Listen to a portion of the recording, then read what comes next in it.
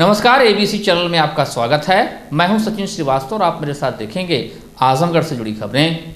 आइए नजर डाल लेते हैं आज की खास खबरों पर। खबर के प्रायोजक हैं Kashi electric, Bhanwarnath, Azamgarh. E scooty का exclusive showroom, Dalim Sunbeam school, Mau road, Sidhari. Admission open. Wooden Touch, Bhanwarnath, Azamgarh. Sterling hospital, Sarai Mandraj, Kartalpur bypass, Azamgarh. और hotel Park Green near hydel चौराहा, सिधारी, आजमगढ़। आजमगढ़ जिले के एरोला थाना क्षेत्र के पारा गांव के रहने वाले दंपत्ति के अपहरण को लेकर स्वजन को जिस बात की आशंका सता रही थी वो सही साबित हुई। दोनों की हत्या के बाद शव को जनता इंटर कॉलेज अंबारी के सामने झाड़ी में फेंक दिया गया था। पास में बाइक भी पड़ी थी जिस पर कॉस्मेटिक का सामान बंधा था। झाड़ी में शव होने के कारण आसपास के लोगों की नजर गुरुवार को दिन के 11:30 बजे पड़ी। दोनों के मुख से झाग और खून निकल रहा था। इससे अनुमान लगाया जा रहा था कि दोनों की गला दबाकर हत्या के बाद सुनियोजित तरीके से शव को यहां फेंक दिया गया। दंपत्ति का शव मिलने की जानकारी पर पहुंचे पारा गांव के लोगों ने उसकी शनाख्त इंद्रपाल मौर्य व शकुंतला के रूप में की। दरअसल फलवरिया बाजार के सजनी मोड़ पर कॉस्मेटिक की दुकान करने वाले इंद्रपाल मौर्य अपनी पत्नी शकुंतला के साथ मंगलवार को बाइक से आंख की दवा लेने के लिए शाहगंज गए थे। साथ में पवई के रहने वाले रिश्तेदार अपनी बाइक से दवा के लिए गए। वहाँ उन्होंने रिश्तेदार को बताया कि दुकान के लिए सामान की खरीदारी करके जाएंगे, तो रिश्तेदार अपने घर चले गए। इधर इंद्रपाल ने घर पर फोन कर बताया कि दिन के 3 बजे तक पहुंचेंगे। उन्होंने कुछ सामान ऑटो से दुकान पर भिजवा दिया था। उसके बाद 5 बजे तक नहीं पहुंचे तो भतीजे प्रदीप कुमार मौर्य ने फोन पर संपर्क किया। उधर से केवल इतना बताया गया कि बहुत मुसीबत में हूँ और उसके बाद फोन कट गया। उसके बाद कई बार प्रयास करने के बाद भी संपर्क नहीं हुआ तो अपने स्तर से इधर उधर पता किया। पता न चलने पर थाने को सूचना दी। एरोला थाना क्षेत्र के ग्राम पारा निवासी दंपत्ति के हत्यारों के करीब पुलिस पहुंच गई। मौके पर पहुंचे पुलिस अधीक्षक अनुराग ने बताया कि दंपत्ति से कुछ दिन पहले एक जमीन का बैनामा कराया था जिसको कब्जे को लेकर विवाद चल रहा था। इसी विवाद में इनकी हत्या की गई है। हत्यारों की तलाश में पुलिस की 4 टीम गठित की गई। जल्दी हत्यारों को गिरफ्तार कर लिया जाएगा। इसको सूचना मिली थी कि श्री इंद्रपाल मौर्य और उनकी पत्नी शकुंतला मौर्य जो 14 तारीख को जौनपुर गए थे दवाई लेने के लिए। ये उसके बाद देर शाम से इनसे संपर्क नहीं हो पाया है और ये गायब है। इनके द्वारा 3 लोगों पर शंका जाहिर की गई थी, जिसके आधार पर थाना एरोला पर FIR नंबर 247/22 धारा 365 IPC मकरंदा सिंह, नगीना सिंह और इनकी पत्नी, इन 3 लोगों पर दर्ज हुआ था। इस FIR की विवेचना पुलिस के द्वारा की जा रही थी। आज लगभग 11 बजे सूचना मिली है कि जो 2 लोग इंद्रपाल मौर्य और शकुंतला मौर्य जो गायब थे, उनकी डेड बॉडी थाना फूलपुर क्षेत्र अंतर्गत अंबारी चौकी अंतर्गत मिली है। इस घटनास्थल पर फील्ड यूनिट को भेजा गया। मैं स्वयं घटनास्थल पर मौजूद हूँ। SP RA, यहाँ के जो CO साहब हैं और लोकल थानेदार हैं वो सब यहाँ पे मौजूद हैं। परिजनों से वार्ता की गई है। इसमें परिजनों के द्वारा यह आरोप लगाया गया है कि जो अभियुक्त पक्ष है मकरंदा सिंह, नगीना सिंह और इनकी पत्नी 4-5 साल पहले जमीन का बैनामा वादी पक्ष के द्वारा अभियुक्त पक्ष से लिया गया था, जिसमें कुछ पैसा देना अभी शेष था और अभी कब्जा प्राप्त नहीं हुआ था। इसी कब्जेदारी को लेकर 7 दिवस पहले इन दोनों की आपस में बातचीत हुई थी, जिसके दौरान वादी पक्ष ने आरोप लगाया है कि इनको धमकी दी गई और इनका आरोप है कि इन्हीं लोगों के द्वारा ये घटना कारित की गई है। जो 3 नामजद अभियुक्त हैं उनकी गिरफ्तारी के लिए 4 टीमें मेरे द्वारा गठित करके रवाना कर दी गई हैं। बॉडी को पोस्टमार्टम के लिए भेज दिया गया है। परिजनों से वार्ता करके न्याय संगत कार्रवाई के लिए उनको संतुष्ट कर दिया गया है। हम लोग बहुत कठोर कार्रवाई इसमें करेंगे। बहुत जल्दी ही अभियुक्तों की गिरफ्तारी सुनिश्चित की जाएगी और उनके खिलाफ गैंगस्टर एक्ट में भी कार्रवाई सुनिश्चित की जाएगी। सर, जो थानाध्यक्ष निलंबन की बात है उसमें क्या कहना है आप? थानाध्यक्ष के ऊपर इनके द्वारा कुछ दुर्व्यवहार के आरोप लगाए गए हैं, जिसके संबंध में एक इनसे एप्लीकेशन लेके SP RA साहब के द्वारा इसकी जाँच कराई जाएगी। पूरे थाना परिसर में CCTV कैमरे लगे हुए हैं। निष्पक्ष तरीके से जांच करते हुए और अगर इसकी पुष्टि है तो बहुत कठोर कार्रवाई थानाध्यक्ष के विरुद्ध ऐसी की जाएगी जो नज़ीर बने। और लगातार पुलिस को हमारा निर्देश यही रहता है कि जो भी फरियादी थाने पे आते हैं उनके साथ अच्छा व्यवहार किया जाए। और पुलिस के द्वारा FIR करने में कोई देरी नहीं की गई है। जैसे सूचना प्राप्त हुई है तत्काल पुलिस के द्वारा कल ही दोपहर को FIR दर्ज करते हुए और परिजनों के साथ जहाँ भी जो लास्ट लोकेशन मिल रही थी, जो रूट पड़ता था जौनपुर जाने का, उस रूट पे परिजनों के साथ थाना प्रभारी गए हैं और उनके द्वारा जांच की गई है। जो आरोप परिजनों के द्वारा लगाए गए उसके संबंध में 24 घंटे के अंदर हम लोग निष्पक्ष जांच करके और बहुत कठोर कार्रवाई करेंगे। आजमगढ़ जिले के दीदारगंज थाना के पुष्पनगर में घटित दुष्कर्म व हत्या के प्रयास की घटना से संबंधित अभियुक्त करण उर्फ डब्बू राजभर दीदारगंज क्षेत्र में पुलिस मुठभेड़ में घायल हुए। उसके दाहिने पैर में गोली लगी है। उसे पुलिस ने गिरफ्तार कर इलाज के लिए भर्ती किया है। अभियुक्त के कब्जे से असलहा और कारतूस व घटना में प्रयुक्त मेटालिक पंच बरामद किया गया। इसके संबंध में पुलिस अधीक्षक आजमगढ़ अनुराग आर्य ने बताया कि पीड़िता और अभियुक्त दोनों 2017 से परिचित थे। घटना के दिन डब्बू ने पीड़िता को खाने के लिए बुलाया था। अभियुक्त शराब पीने का भी आदी था। शराब के लिए बार बार मना करने व टोका टाकी के चलते ही घटना को अंजाम दिया। चेहरे पर मेटेलिक पेन से हमला किया गया था। एसपी ने बताया कि अभियुक्त ने कबूला है कि उसकी जाँच में तस्दीक की जाएगी। थाना दीदारगंज अंतर्गत घटित बलात्कार व हत्या के प्रयास की घटना के संबंध में थाने पर 150/22 धारा 376D, 364, 307 IPC, 325 SC/ST एक्ट की FIR पंजीकृत की गई थी। इस FIR के मुख्य अभियुक्त डब्बू उर्फ करण राजभर पुत्र केदार राजभर को आज एक पुलिस मुठभेड़ के दौरान थाना दीदारगंज की पुलिस के द्वारा गिरफ्तार किया गया है।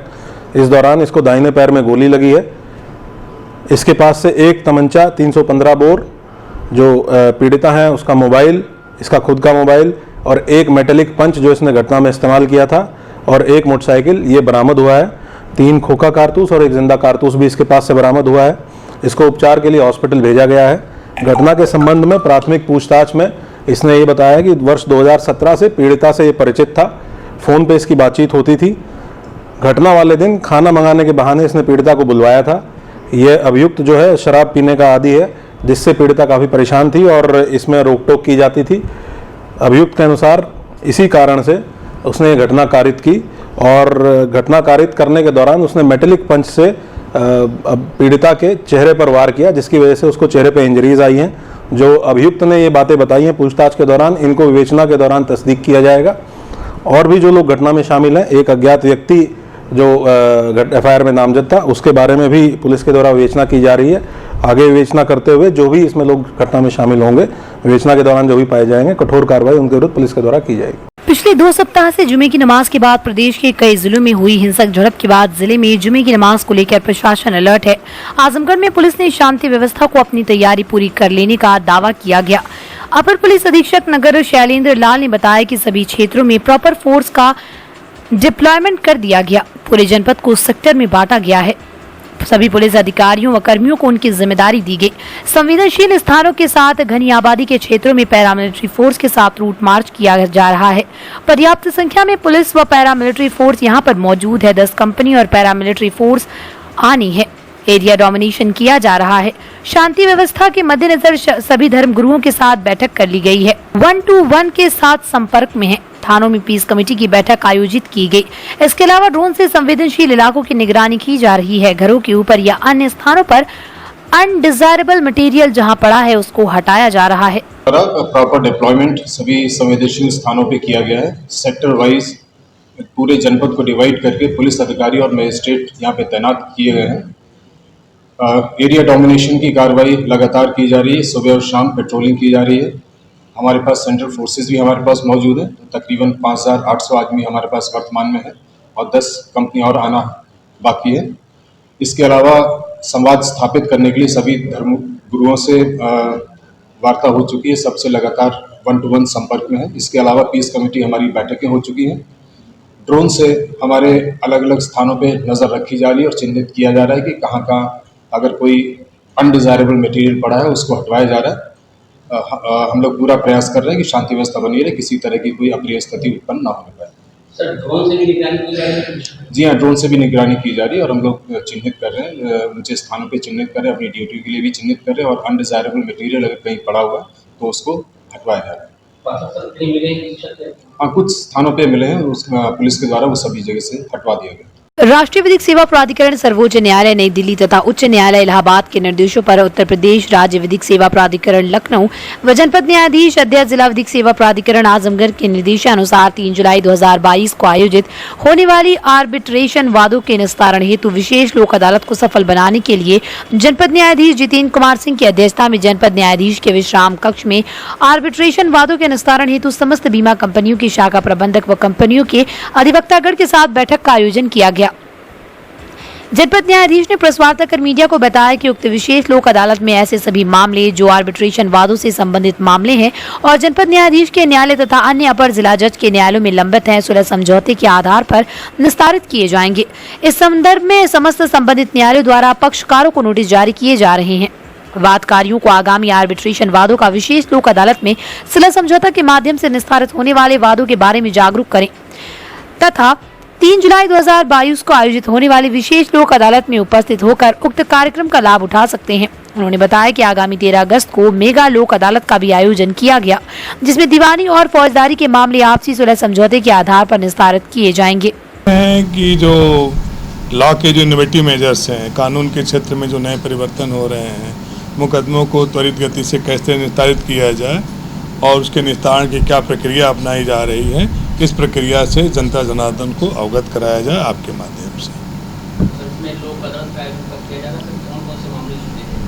लोक अदालत अभी फर्स्ट लोक अदालत हम लोग 3 तारीख करने जा रहे हैं। ये केवल आर्बिट्रेशन के मैटर्स के लिए है।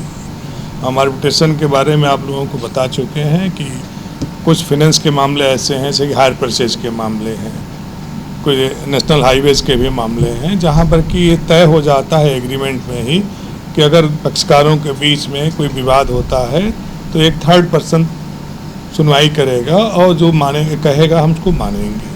तो ऐसे मामलों को हम लोग आर्बिट्रेशन के मामले कहते हैं, लेकिन दुर्भाग्य से ऐसे मामले भी बहुत ज़्यादा संख्या में लंबित हो गए हैं कोर्ट में। तो प्राथमिकता के आधार पर इसको निस्तारित करने के लिए हमने 3 जुलाई को स्टेट लीगल सर्विसेज अथॉरिटी, जो कि राज्य विधिक सेवा प्राधिकरण के निर्देशानुसार आयोजित किया है। मेगा लोक अदालत 13 अगस्त 2022 को है और उसमें जितने दीवानी के जो मामले हैं जिसमें पक्षकार सुलह के लिए तैयार हैं वो सारे मामले टेकअप किए जा सकते हैं। फौजदारी के जितने मामले हैं जो कि सुलह की जिसमें संभव है वो सारे मामले सुलह किए जाएंगे। पक्षकारों को हम ज़्यादा अवगत कराना चाहते हैं कि अननेसेसरली जो छोटे छोटे मामले जो हैं उनको आप न्यायालय में लंबित न कराएं। हमारे सारे न्यायालय उस दिन खुले रहेंगे और पूरे देश में उस दिन, बल्कि पूरे उत्तर प्रदेश में उस दिन लग रही है ये लोक अदालत। ज़्यादा से ज़्यादा संख्या में जनता के लोग आएँ और आकर के इसका लाभ उठाएं। एक और सबसे बड़ी बात यह है कि आमतौर से जो आदमी है कोर्ट से भागता है 2 कारणों से कि लिटिगेशन का खर्च बहुत बढ़ गया है मुकदमे का। तो लोक अदालत के माध्यम से आप कोई डिस्पोजल कराते हैं तो उसमें आपका 1 पैसा नहीं लगना है। अगर आपका कोई मामला पुराना है, नहीं चाहते हैं, तो सिंपल एक एप्लीकेशन दीजिए जिला विधिक सेवा प्राधिकरण के यहाँ। जिला विधिक सेवा प्राधिकरण जो है अगर समझेगा वकील की आवश्यकता है तो आपको एक वकील मुहैया कर देगा। जो समाज के जो गरीब तबके के लोग हैं, जो अनुसूचित जाति के लोग हैं, ओबीसी से लोग हैं जिनकी आर्थिक क्षमता नहीं है, महिलाएं हैं, बच्चे हैं, विकलांग हैं, जिनका कोई सहारा नहीं है, उन सब के लिए मुफ्त में विधिक सहायता है। और एक और फ़ायदा ये है कि अगर आपने कोई हल्ले से मुकदमा दायर कर रखा है, कोर्ट फीस दे रखा है आपने, तो कोर्ट फीस जो है वापस ले सकते हैं, वही पैसा आपको मिल जाएगा। और सबसे बड़ी बात जो है, कोर्ट के माध्यम से जो फैसले होते हैं वो फैसले अपीलेबल होते हैं। जैसे कि नीचे की अदालत ने कोई फैसला किया तो उसकी अपील, उसकी निगरानी ऊपर की अदालत में जाती है, उसके बाद फिर ऊपर की अदालत, ये तब तक चलता रहता है जब तक कि आखिरी अदालत मतलब माननीय उच्चतम न्यायालय तक प्रकरण नहीं पहुंच जाता। लेकिन अगर लोक अदालत से कोई मामला तय होता है तो इसके खिलाफ कोई अपील नहीं है, कोई निगरानी नहीं है। ये सबसे लाभ है जिसको कि जनता जनार्दन को नहीं, इसका लाभ नहीं है। इसके अलावा हम लोग राज्य विधिक सेवा प्राधिकरण के माध्यम से जो जिला विधिक सेवा प्राधिकरण हैं उनको निर्देशित किया गया है कि वो विभिन्न प्रकार के कल्याणकारी स्टेप्स भी लें। अभी आपको मालूम होगा कोविड के दौरान ये सभी जिला विधिक सेवा प्राधिकरणों ने अच्छा काम किया। आजमगढ़ में भी मैं समझता हूँ कि अच्छा काम हुआ होगा। कुछ लोग जो बाहर से आ रहे थे जिनके पास आने जाने के साधन नहीं थे, किया भोजन की व्यवस्था कराया इन लोगों ने, जो of course with the aid and assistance of executive, लेकिन किया गया है ये। साथ ही जो दवाइयाँ हैं, मेडिकल एड है, उसकी भी व्यवस्था हम लोगों ने कराई है। जो विक्टिम कंपेंसेशन स्कीम है, एक बहुत बड़ी स्कीम है हम लोगों की, जिसमें कि दुर्भाग्य से जो रेप के मामले होते हैं, जो मॉलेस्टिंग के मामले होते हैं, तो ऐसे मामलों में जो राज्य सरकार की ओर से कुछ स्कीम्स हैं, कुछ राष्ट्रीय विधिक सेवा प्राधिकरण के स्कीम्स हैं, उसमें कुछ पैसे धनराशि दी जाती है जो मैक्सिमम 3 लाख रुपए तक की हो सकती है। उसके लिए एक कमेटी बनाई गई है, वो उसके अध्यक्ष जिला जज स्वयं होते हैं और मेंबर्स में एसएसपी हैं, जहाँ पे एसएसपी हैं, अगर एसएसपी नहीं है तो कमिश्नर होंगे या एसपी होंगे और डिस्ट्रिक्ट मजिस्ट्रेट होते हैं। ये कमेटी तय कर देती है कि कितना पैसा इनको देना है, उनको दिया जाएगा। और न केवल विक्टिम को दिया जाता है, अगर विक्टिम नहीं है तो उसके बाल बच्चों को, उसके पेरेंट्स को भी देते हैं। ऐसी ढेर सारी स्कीम्स हैं। आजमगढ़ शहर के चेक खैरुल्ला स्थित शिवा हुंडई के वेन्यू कार का नया मॉडल का लॉन्चिंग बहुत ही धूमधाम से किया गया। स्टेट बैंक ऑफ इंडिया के chief manager Sumit Kumar, Shiva Hyundai के मैनेजिंग डायरेक्टर प्रदीप कुमार सिंह और जनरल मैनेजर अश्विनी उपाध्याय ने संयुक्त रूप से फीता काटकर वेन्यू कार लॉन्च किया। इस अवसर पर डायरेक्टर प्रदीप सिंह ने बताया कि नई कार में बहुत ही नए फीचर हैं जो अन्य कारों में नहीं है, चाहे वो किसी कंपनी की हो। Hyundai की न्यू वेरिएंट कार में जो 7 कलर्स में 6 एयरबैग, 45 लीटर तेल टैंक, 5 सीटों से एडजस्टमेंट का cruise controller, wireless charger, Alexa, Google side paddle lamp, new LED feature indicator के साथ किया गया। ये कार डीजल एवं पेट्रोल दोनों में है। इसका माइलेज भी बेहतर है, अन्य कारों की अपेक्षा प्राइस मूल्य भी अच्छा है। इस अवसर पर GM अश्विनी उपाध्याय ने कहा कि Hyundai ऑटोमोबाइल में कार डिवीजन में उच्चतम स्थान पर अपनी जगह बनाई है। अपने नए टेक्नोलॉजी के साथ जो भारत के ग्राहकों की पहली पसंद बनती जा रही है। इस अवसर पर GM अश्विनी उपाध्याय, SM अनिल यादव, रवि पांडे, कमलेश यादव, राहुल सिंह, दिनेश उपाध्याय गणमान्य उपस्थित थे। हुंडई की नई गाड़ी लॉन्च हुई और मैं धन्यवाद देना चाहता हूं अश्विनी उपाध्याय जी का, GM, जिन्होंने मुझे यहां पे आमंत्रित किया और वे सारे कस्टमर और जितने भी ग्राहक हैं उन सबका मैं स्वागत करता हूं। स्टेट बैंक किसी भी सेवा के लिए हर वक्त तत्पर है। आपका मोस्ट वेलकम। कभी भी आए हमारी शाखा में, आजमगढ़ मेन ब्रांच में, लोन संबंधित सहायता हम हमेशा देने को तैयार है। गाड़ी सर वेन्यू है, वेन्यू फेसलिफ्ट वर्जन है। ये वेन्यू 2019 से आ रही है इंडिया में। उसमें कुछ चेंजेज करके फेसलिफ्ट के नाम से आज लॉन्च की गई है पूरे भारतवर्ष में एक साथ। इसमें आगे से फेस को, इसको जैसा फेसलिफ्ट नाम इसका है उसी हिसाब से आप समझें कि आगे के ग्रिल में परिवर्तन किया गया है। कुछ सेफ्टी के पॉइंट ऑफ व्यू से, कुछ ब्लू निक कनेक्टिविटी और आपके एलेक्सा कंट्रोल, ये सारी चीज़ों का इसमें समावेश किया गया है। और पीछे की जो सीटें, रियर सीटें जिसको बोलते हैं, उसमें भी एडजस्टमेंट की सुविधा आ गई है। ड्राइवर सीट को रिमोट या उसको कहें तो स्विच के द्वारा रिमोट कंट्रोल या उसको कहें इलेक्ट्रॉनिक सीट के माध्यम से इंट्रोड्यूस किया गया इस गाड़ी में। देखिए सर, गाड़ियाँ इस जनता के ज़रूरत के हिसाब से कंपनी बनाती रहती है और उसमें संशोधन, ये प्रकृति का नियम है कि परिवर्तन हमेशा होते रहना चाहिए, ताकि यहाँ की जनता हो या कहीं की भी जनता हो। मैं आजमगढ़ जनपद वासियों से खासकर से अपील करूँगा कि जो भी परिवर्तन कंपनी ने किए हैं उसको स्वीकार करें और हमको सेवा का अवसर प्रदान करें। भाजपा प्रत्याशी दिनेश लाल यादव के चुनाव प्रचार व रोड शो में भाग लेने पहुंचे भाजपा सांसद मनोज तिवारी ने सपा मुखिया अखिलेश यादव पर जमकर हमला बोला। मनोज तिवारी ने कहा कि यहां के सांसद अखिलेश यादव की संसद में उपस्थिति नगण्य रही है। आजमगढ़ के बारे में एक बार भी कुछ नहीं बोले। वो सांसद में राजा की तरह आते थे और चले जाते थे।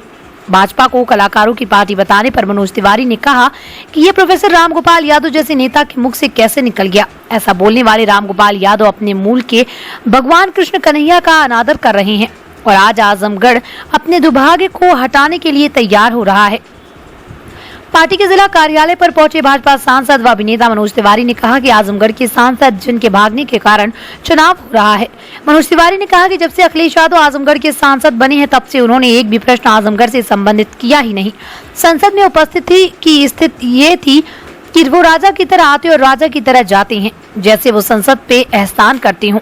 अगर आजमगढ़ कई सारी समस्याओं से जूझ रहा है, उसका कारण यहाँ के सांसद लोग हैं जिनके एक भी सवाल संसद में नहीं रखा कि यहाँ से समस्या क्या है। मनोज तिवारी ने कहा कि यहाँ चुनौती और उसके मूल में यहाँ के सांसद हैं। एक सांसद का अभिभावक होना जरूरी है। अगर वो शत्रु हो जाए तो उसका खामियाजा हमें भी भुगतना होगा। सपा के प्रोफेसर रामगोपाल वर्मा के द्वारा भाजपा को कलाकारों की पार्टी और बुलडोजर पर सवाल खड़ा किए जाने के सवाल पर मनोज तिवारी ने कहा कि जिस समाजवादी पार्टी के मूल में ही वंशी वाले हों, वो कितना भगवान कृष्ण का अनादर कर रहा है, ये समझ लीजिए। उन्होंने कहा कि रामगोपाल जैसे व्यक्ति के मुख से ये शब्द कैसे निकला। अगर अबू आसिम आजमी कहते हैं तो समझा जा सकता है, लेकिन जो कहते हैं हमारे मूल कन्हैया है, जिनकी मुरली पर दुनिया झूमती थी, आप उसी का अगर अनादर कर रहे हैं तो आपको आजमगढ़ की जनता जवाब देगी। मनोज तिवारी ने चुटकुले अंदाज में कहा कि जब सुप्रीम कोर्ट ने ये कह दिया कि बुलडोजर चलता रहे। प्रदर्शन में कई स्थानों पर पत्थरबाजी के सवाल पर मनोज तिवारी ने कहा कि साजिश करने वाले देश में हैं। हमारा और आपका युद्ध ऐसे ही लोगों से है। भारतीय जनता पार्टी की सरकार इसलिए है, ऐसे जहरीले लोगों से निपटने के लिए योगी आदित्यनाथ हैं। अग्निपथ के विरोध के सवाल पर मनोज तिवारी ने कहा कि जो विरोध हो रहा है ये राजनीतिक है, क्योंकि नरेंद्र मोदी ने युवाओं के लिए अग्निपथ के रूप में कितना बड़ा काम कर दिया। युवाओं के स्किल्ड रोजगार का जो विरोध कर रहा है उसको पता है कि नरेंद्र मोदी ने एक बहुत बड़ा कदम उठाया है, इसको डीमोरलाइज करने की कोशिश की जा रही है। अपनी प्रार्थना है आजमगढ़ के लोगों से कि आजमगढ़ बड़ा दुर्भाग्य झेल चुका।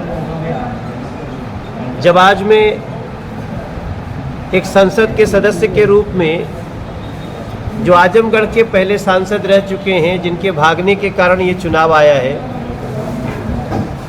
उन अखिलेश यादव जी को अगर उनका एक डेटा बताऊं आजमगढ़ को, तो बड़ा आश्चर्य होगा कि जब से वो सांसद बने हैं उन्होंने एक भी प्रश्न, चाहे तारांकित या अतारांकित, उन्होंने आजमगढ़ से संबंधित किया ही नहीं है। Not a single question asked by Akhilesh Yadav ji as a member of parliament. देखिए, जिसको पता ही नहीं हो कि नृत्य क्या है, संस्कृति क्या है, संगीत क्या है, हमारे यहाँ वेदों में लिखा गया है कि साहित्य संगीत विहीनः साक्षात कुक्ष विषाणहीनः पशु। इसका अर्थ होता है कि जो संस्कृति संगीत इसका अनादर करता है वो बिना पूंछ के बैल से भी बदतर है। अब इसके आगे हमको कहने की कोई जरूरत नहीं। 2022 के विधानसभा चुनाव में जब पूरे प्रदेश में आपकी लहर चली, 10 विधानसभा सीटें आजमगढ़ हार गई, कितना चुनौती मानते हैं इस बार? नहीं, किसमें क्या कर? विधानसभा के चुनाव में 10 सीटों पर भाजपा हार गई। यहाँ लोकसभा चुनाव है, कितना चुनौती मानते हैं? नहीं, निश्चित रूप से ये चुनौती है और इसके मूल में यहाँ के सांसद का प्रदर्शन है। देखिए, एक सांसद का अभिभावक होना अपने क्षेत्र का बहुत जरूरी है। अगर सांसद ही अपने क्षेत्र का शत्रु हो जाए तो फिर उसका वही हाल होता है जो अब, लेकिन उसका खामियाजा हमें भी भुगतना पड़ा। आज हम बनारस से जिस सड़क से आए हैं, हमें लग रहा था कि हम कहीं मुंबई पुणे रोड पे चल रहे हैं। ये हमारे केंद्र के वश में था, हमने कर दिया। हमने बहुत सारी चीज़ें, हमें चाहे घर घर गरीब को अनाज पहुंचाना पड़ा, दवाई पहुंचानी पड़ी, हमारे 200 करोड़ वैक्सीन लगाने पड़े, हम उसमें तो कमी नहीं किए। लेकिन जिसकी चिंता यहाँ के सांसद को करनी चाहिए थी वो ना करके इस पूरे क्षेत्र को अपना तो नुकसान किया ही, हमारे भारतीय जनता पार्टी को भी प्रश्नवाचक चिन्ह में लाने की कोशिश किया। लेकिन मैं वही कहने आया हूँ, एक 2 साल का टाइम बचा हुआ है, इस 3 साल पे कैसे 2 साल भारी हो जाएगा, हम ये करके दिखाएंगे। भारतीय जनता पार्टी कलाकारों की पार्टी और बुलडोजर कार्रवाई पर भी सवाल उठाया है, क्या कहेंगे? अब आप बताइए, जिस समाजवादी पार्टी के मूल में बंसी वाले हों, वो कितना अनादर कर रहा है भगवान कृष्ण का, आप समझ लीजिए। ये राम गोपाल जी जैसे व्यक्ति के मुख से निकला कैसे? अब वो आदमी के मुख से निकल जाए तो फिर भी समझ में आता है, लेकिन जिन लोगों का मूल कहते हैं कि हमारे बंसी वाले हैं, हमारे कन्हैया हैं, जिनके एक मुरली की तान पे दुनिया नाचती रही, आप उन्हीं का अनादर कर रहे हैं। आजमगढ़ की जनता जवाब दे। बुलडोजर कार्रवाई क्या बोलेंगे? इस तरह सवाल उठाया। अब जब सुप्रीम कोर्ट ने कह दिया कि बुलडोजर चलता रहे, सुप्रीम कोर्ट के आदेश से गिरल बड़े गोंजर, सब पता चलत रहे बाबा के बुलडोजर, तो हम क्या करें? एक सवाल और है, विरोध हो रहा है स्टेट में भी आपका विरोध है। मनोज जी, स्टेट में सरकार है, सेंट्रल में सरकार है, कहाँ से कमी रह गई कि प्रदेश के कई जनपदों में उपद्रव की घटनाएं हुई? ये जो आपने किसकी बात कही, किस इशू पे? कानपुर में हुआ, प्रयागराज में हुआ, मुरादाबाद में हुआ, सहारनपुर में हुआ। ये साजिश करने वाले देश में तो वो भी है ना, वो हमारा आपका युद्ध ऐसे ही लोगों से है जो साजिश करने के लिए तैयार है।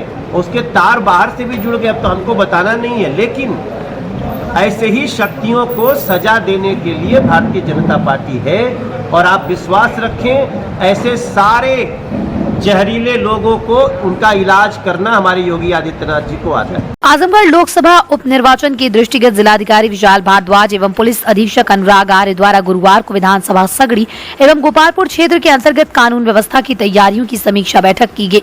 जिलाधिकारी ने कहा कि चुनाव को सकुशल एवं निष्पक्ष संपन्न कराना हमारा मूल उद्देश्य है। उन्होंने कहा कि निर्वाचन के दौरान शांति व्यवस्था को भंग करने वालों के विरुद्ध नियमानुसार कड़ी कार्रवाई की जाएगी। इसी के साथ ही उन्होंने अधिकारियों को आवश्यक दिशा निर्देश दिए। पुलिस अधीक्षक ने बताया कि लोकसभा उपनिर्वाचन को सकुशल संपन्न कराने के दृष्टिगत सुरक्षा बलों की पर्याप्त संख्या में तैनाती की गई। चुनाव के दौरान किसी भी अराजक तत्वों को व्यवधान उत्पन्न नहीं करने दिया जाएगा। समीक्षा बैठक के साथ जिलाधिकारी ने विधानसभा क्षेत्र सगड़ी के अंतर्गत प्राथमिक विद्यालय मोहल्ला हसनपट्टी जीयनपुर के बूथ संख्या 327 का निरीक्षण किया। निरीक्षण के दौरान जिलाधिकारी ने मतदान केंद्र पर बने रैंप, टॉयलेट, बिजली एवं पानी की व्यवस्था का जायजा लिया। उन्होंने BLO एवं संबंधित अधिकारियों को निर्देश दिए कि सभी आवश्यक व्यवस्थाओं को समय से पूर्ण कराना सुनिश्चित करें। निरीक्षण के दौरान SDM राजीव रतन सिंह, EO नगर पंचायत जीयनपुर सहित संबंधित अधिकारी उपस्थित रहे। निर्वाचन जनपद में है तो उसी के सिलसिले में आज सगड़ी और गोपालपुर विधानसभा क्षेत्र में जो कानून व्यवस्था की तैयारियां हैं उनकी हम लोगों ने यहाँ समीक्षा की है और आवश्यक निर्देश दिए गए। ठीक है, हमारे जो लोग शांति व्यवस्था में कोई समस्या क्रिएट कर सकते हैं तो उनके विरुद्ध नियमों के अंतर्गत कार्रवाई की जाए। मूल रूप से हमारा उद्देश्य यह है कि निर्वाचन सकुशल और शांतिपूर्ण और निष्पक्ष रूप से संपन्न। विश्व हिंदू परिषद की युवा शाखा बजरंग दल आजमगढ़ द्वारा गुरुवार को आजमगढ़ नगर के कलेक्ट्रेट चौराहे पर देश के अनेकों राज्यों में कट्टर इस्लामिक जिहादियों द्वारा की गई पत्थरबाजी व हिंसा के विरोध में धरना प्रदर्शन कर जिलाधिकारी आजमगढ़ के माध्यम से राष्ट्रपति के नाम संबोधित ज्ञापन सौंपा गया। बजरंग दल के विभाग संयोजक कुंवर गजेंद्र सिंह ने कहा कि देश में कट्टर जिहादी ताकतों द्वारा आए दिन किसी न किसी बहाने हिंदुओं पर योजना पूर्वक हमले किए जा रहे। हमारे कानून और संविधान का मजाक बनाया जा रहा है। पुलिस बलों और शासकीय संपत्ति को भी नुकसान पहुंचाया जा रहा है। अब हिंदू समाज चुप नहीं बैठेगा, ऐसे दुष्कृत्यों का खुलकर विरोध करेगा। आज इसी क्रम में देश के सभी जिलों में एक साथ बजरंग दल प्रदर्शन कर राष्ट्रपति को ज्ञापन सौंपा गया।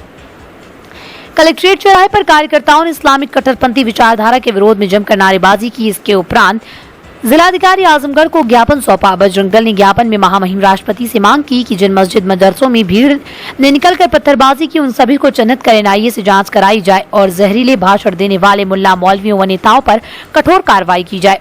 पत्थरबाजी में सम्मिलित रहे सभी जिहादियों के विरुद्ध रासुका की कार्रवाई सुनिश्चित की जाए। PFI, तबलीगी जमात एवं जमीयतुल उलमा हिंद जैसे कट्टरपंथी इस्लामिक संगठनों पर अविलंब प्रतिबंध लगाया जाए। जहां पर हिंदू अल्पसंख्यक हो चुका है उन स्थानों को चिन्हित कर अनिवार्य रूप से पुलिस चौकी स्थापित की जाए तथा वहां तैनात पुलिस कर्मियों को पर्याप्त सुविधाएं एवं अधिकार दिए जाएं।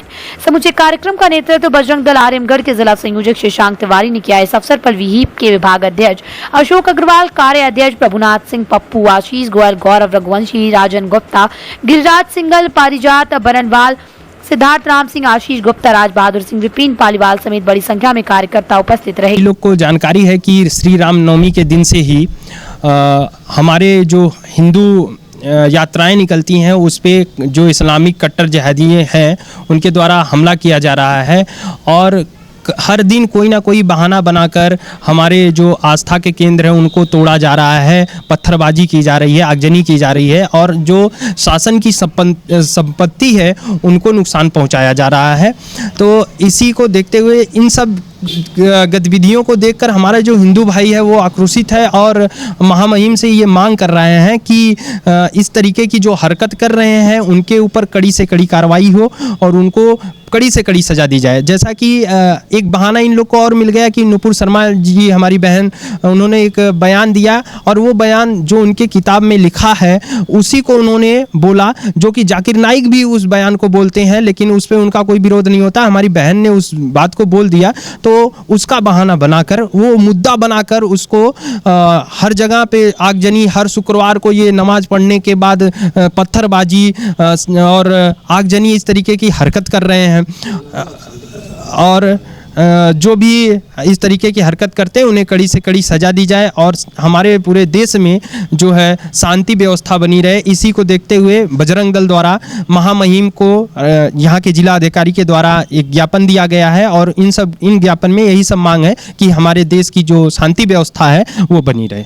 डालिम Sunbeam school, Tiwaripur, Mau road, Azamgarh.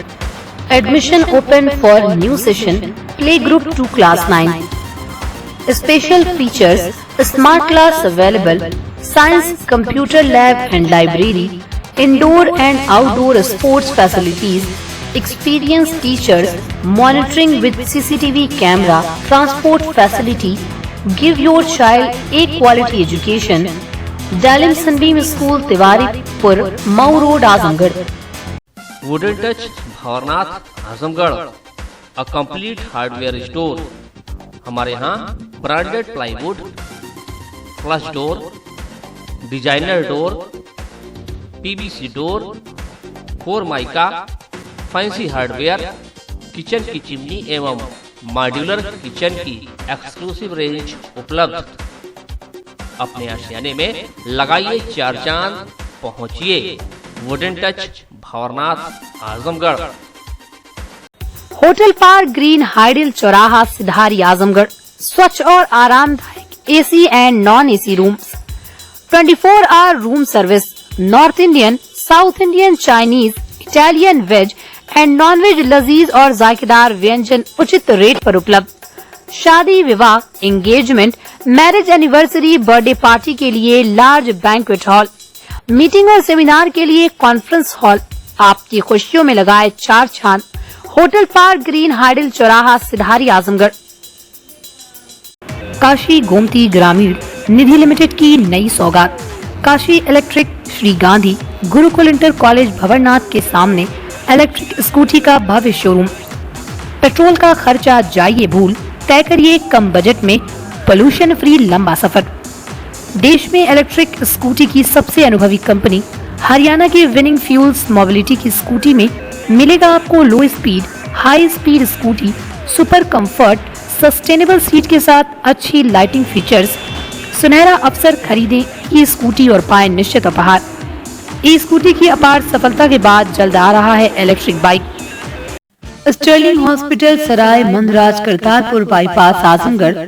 Doctor A.K. Tripathi, sugar, BP, thyroid, gastrology, हृदय रोग, गुर्दा रोग, मानसिक रोग, न्यूरो रोग विशेषज्ञ। डॉक्टर सोनल पाटिल, स्त्री, प्रसूति एवं बाजपन रोग विशेषज्ञ। Doctor D.K. पटेल, दमा, टीबी, COPD, खांसी में खून आना, फेफड़े में पानी, मवाद, निमोनिया, स्टोफीलिया, खर्राटे आना, फेफड़े का कैंसर। सुविधाएं: ICU, ECG, pathology, private ward, general ward, सुसज्जित ऑपरेशन थिएटर। इमरजेंसी सेवा 24 घंटे उपलब्ध।